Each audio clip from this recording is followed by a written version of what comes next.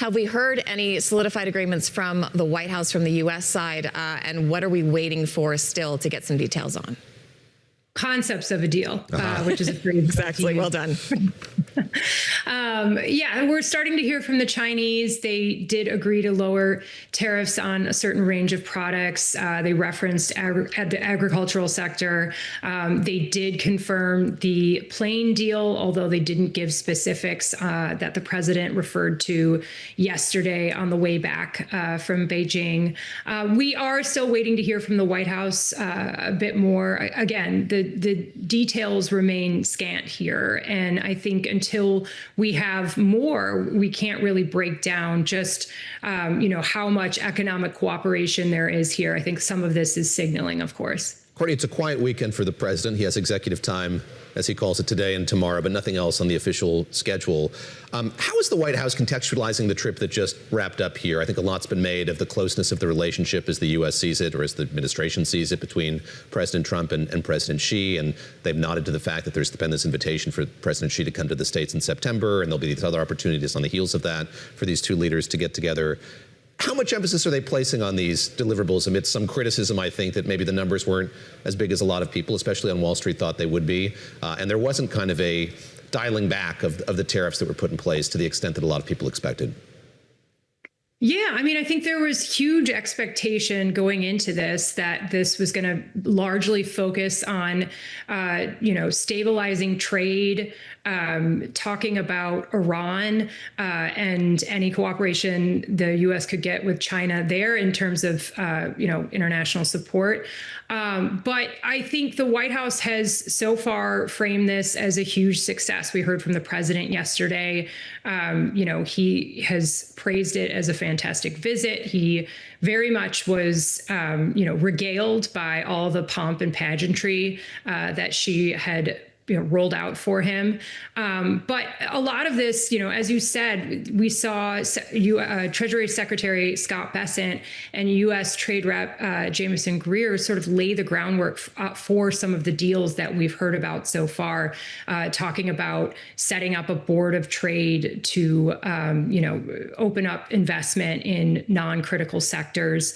Again, we had expected with the cadre of CEOs, U.S. CEOs, attending this summit that there would be more deals on opening up China's market.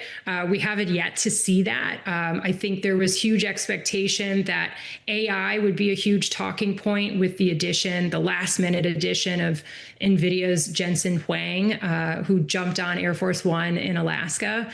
But none of that seemed to come to fruition. And, we'll be watching in the days ahead to see if any of those deals, anything along those sort of deals might materialize from the White House. Courtney, don't go anywhere. We want to bring in Jennifer Welch. She's Bloomberg Economics Chief Geoeconomics Analyst. The other thing that I feel like, Jennifer, we didn't hear as much about and we're expecting to, or a lot of industry folks were hoping to, was some more cooperation on critical minerals. China has really the lockdown not only on the actual minerals themselves, but almost all of the refinement now is done there in the processing, even when they're coming from other places, including Australia. Do we make any progress there? Is there any inclination that this was even discussed to a significant amount? And if not, what does that mean? You're absolutely right. That was kind of the elephant in the room, that China wields this massive leverage over critical minerals. It was the focus of a showdown between the U.S. and China last year after President Trump hiked tariffs. And even though China has put in place licensing and other regulations to allow the flow of many of those minerals to resume to the United States, there are still restrictions, particularly on those that are headed for defense end uses. And that's obviously a concern that the United States is going to need to bring back stockpiles of munitions that's used up in Iran. And also this lingering question of some regulations that China has put in place over the last few months that seem to be aimed at frustrating any efforts by the U.S. or its allies to de-risk and to develop alternative, diversified supply chains away from China. But as you mentioned, that didn't seem to come up in the meeting, and there's no clarity on whether there's going to be any further relaxation from the Chinese side, or if this is going to continue to be a focal point of tensions. Jennifer, let me focus on another supply chain I know you've been paying very close attention to for a long while now, and that's the supply chain involving chips, especially those that are made on Taiwan. Of course, Taiwan did come up, brought up first by President Xi, and we've seen President Trump talk more about it on the heels of President Xi's comments, although there was a delay in terms of the U.S. responding to what the Chinese president had to say. But in an interview with Bret Baier on Fox News, the president was asked about that supply chain, the chip supply chain in Taiwan, and here's what he had to say. I'd like to see everybody making chips over in Taiwan come into America, because to be honest with you, I think it's the greatest thing you can do, because it's a heated situation. There's no question about it. And as you know, we have massive amounts of chip companies now from Taiwan already coming in. We expect to have 40 to 50% of the world chip business by the end of my term. And I think it should be even more than that. I think all of those chip companies, if they're smart, they're going to start heading to Arizona and the places where they're building. That's going to solve your problem. That's going to solve your problem, the president said. So, Jeffers, kind of situate that in the broader conversation surrounding Taiwan. I think there are probably a lot of lawmakers who are a bit startled by the fact that there wasn't a more forceful message from President Trump about Taiwan, about this weapons deal. And then you had him really expounding quite a bit here on this one commercial side of that relationship. Your reaction to it, and again, kind of, I'd love for you to situate that in the broader conversation about the relationship as it stands. So I think heading into the summit, there was a lot of concern, including for myself as someone who used to be in charge of writing these talking points for the president, about what the discussion on Taiwan would be, because it requires really careful, delicate language. And President Trump is known from straying from formal talking points. I think what you heard, including in that interview and what he said on the ground, including to reporters, wasn't necessarily the worst case scenario for Taiwan, but it was far from a full-throated defense of both U.S. policy to support Taiwan's defense and the idea of deterring China from ever testing that proposition. And I think there's a couple of reasons for that. First, Trump has always been skeptical about supporting Taiwan and other partners. That's something that actually Bloomberg News has reported on for years, including when he was last on the campaign trail. The second factor is I think he's quite cognizant of China's leverage over critical minerals. And he probably heard not just publicly from Xi in remarks before the meeting began, but privately and behind closed doors, how Beijing is quite concerned about U.S. arms sales, especially this reported $14 billion package that is apparently waiting on President Trump's signature. He was pretty non-committal on what he would do with that package once he gets back in Washington. And that alone is a deviation from U.S. policy, which is to support Taiwan's defense, including through arms sales, and not negotiate those sales with Beijing. Courtney, I also want to ask you about the visit that's coming on the heels of this visit, and that's President Putin has announced this morning that he will be heading to Beijing for a visit as well. There is this theory, and Putin has allegedly been a big proponent of this theory of spheres of influence. His argument is that Russia should get free rein in Ukraine and Eastern Europe. China should get free rein in Asia. And the President Trump and the Americans can handle our own hemisphere. This has been an argument that, depending on the day or who's been in front of them, the president seems to be amenable to, if not all in so far. What does it say to you that Putin is going to meet with Xi, two people who would very much like the U.S. to take a step back in both of those theaters right on the heels of this summit? And I wonder who you think they'll be talking about while they're in the room together.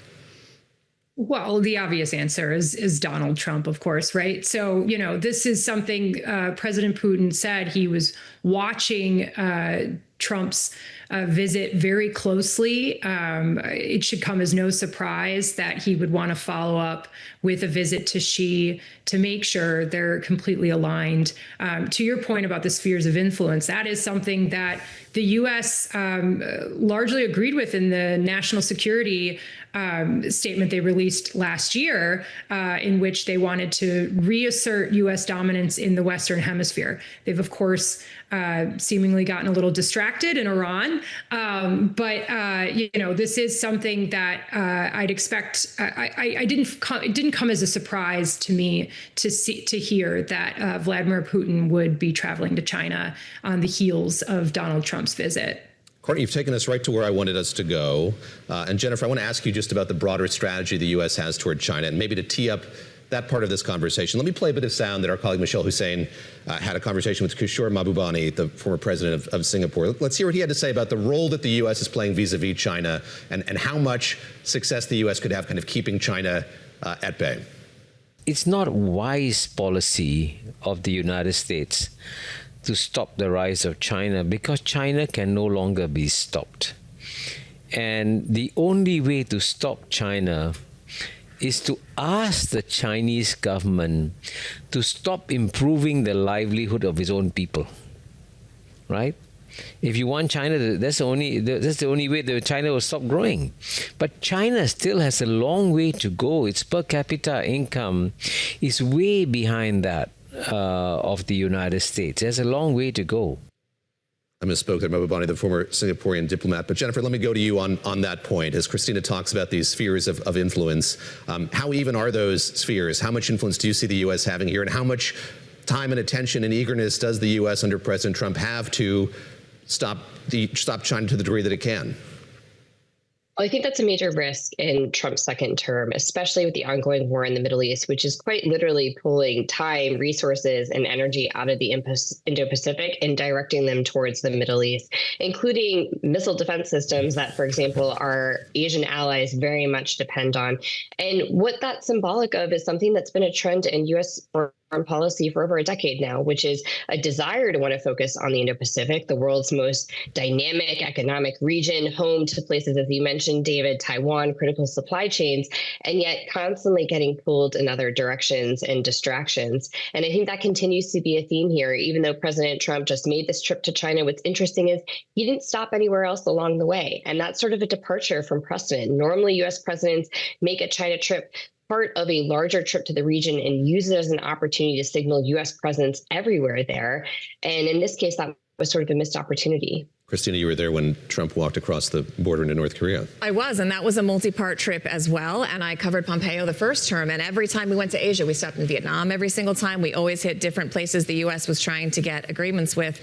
Courtney, very quickly before we let you go, we've pivoted to Asia. We've pivoted back. He's back in D.C., the president doing executive time. What is next up on the agenda as far as foreign policy meetings go with the president? Well, I think we'll be watching to see if the president follows through with a call to Taiwan's President Lai. He made reference to this. He said he needed to speak to the person who is running Taiwan, which appeared to be a reference to President Lai. So we'll be watching to see if that phone call happens. That, of course, would draw China's ire. But I expect we'll also hear the president speaking to a lot of Republicans who are trying to shape what happens next and push Trump towards signing off on this arms deal.